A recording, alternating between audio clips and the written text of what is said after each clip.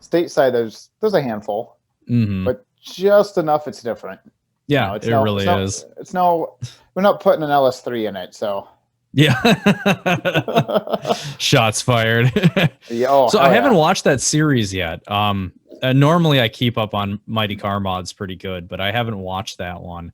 I had heard isn't it like a sponsorship or something? Like they're doing it for something? They got sponsored by Call of Duty to do it as like a release. A release for the new Call of Duty video game that came out. So that episode is, in my opinion, kind of cheesy because they did like a bunch of little gadgets on there, so it could be like a smoke screen and all that kind of stuff, make it like a spy car. So that's kind of cheesy. But then the following episode, they did an update and they're like, yeah, we built it because of the sponsors and had all those gadgets, but this is going to be a track car. Like we're going to get rid of all of that. We're going to put proper suspension in it, all that fun jazz. And oh wow, they must have taken a lot of heat for it then. Probably got a lot of criticism because that does sound kind of lame. Either that, or I think it was kind of more of a, we'll do what you want because we don't want to foot the bill for all of this. Right. But once the contract is up, yeah, we're going to do what we want.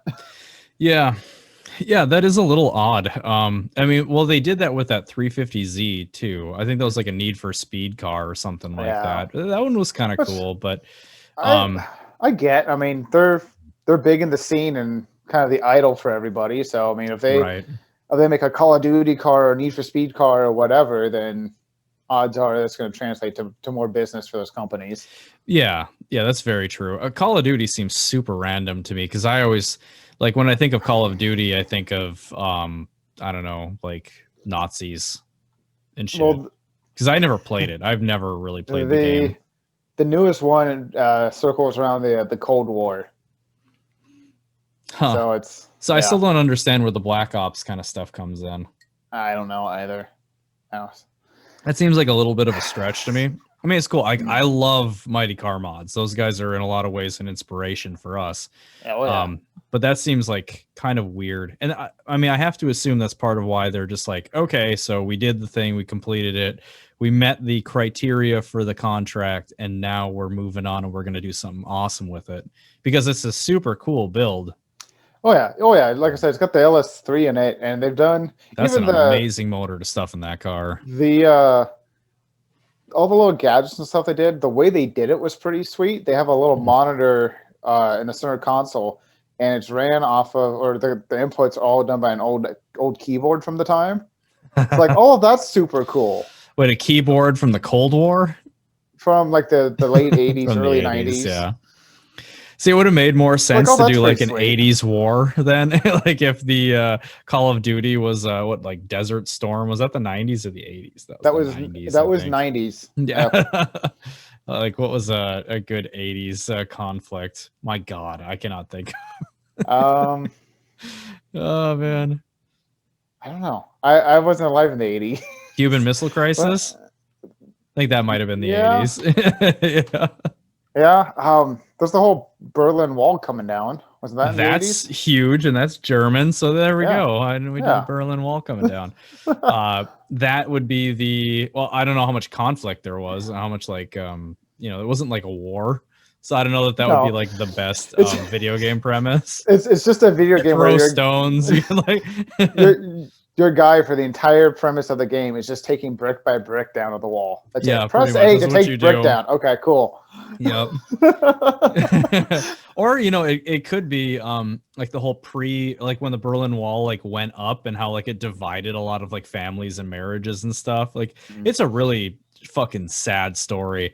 Like this story could be that you're like trying to reunite with like your separated wife or something like that. Like there's a cool story in there. Yeah, missed opportunity, man. So killer video game. Cars. We should go into video game development. Yeah, we're gonna drop all of this and we're gonna go into like writing video game scripts. It's gonna be beautiful. Yeah. Our first big hit. Our first big hit will be called Dog, and all it is just petting a dog. You just get to pick the breed, and then you just pet the dog.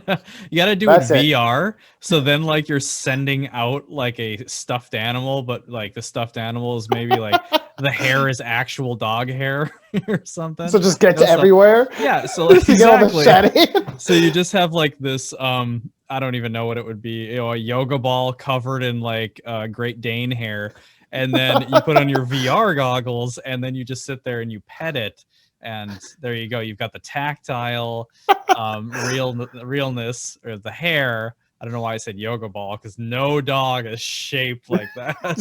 just round. Mass. I mean, maybe some are. The level 1, take your dog to the vet because he's clearly fucked up. Right. Exactly. He's got a thyroid problem. That dog needs to go on a diet and get some exercise. Yeah, he needs to get on a fucking treadmill. Oh man. Okay, so what would the second game be then? Donnie learns how to make mac and cheese. No, it'd have to be something like I can make mac and cheese. Yeah, well, exactly. That's the only thing you can cook. So we gotta. Yeah, it'd be like teaching Donnie how to like cook something basic. Like cornbread. That's a good one. That's a good one. Yeah, we'll do like Donnie cooks cornbread. It's a catchy name. That's the second game. Donnie cooks cornbread. Oh man. The whole premise would just be like you're trying to keep his focus. That's like you're constantly kind of like drifting off and going other directions, and you kind of have to like sheepdog herd him back to like the kitchen. You saying I'm that aloof that I can't stay focused on how to make cornbread?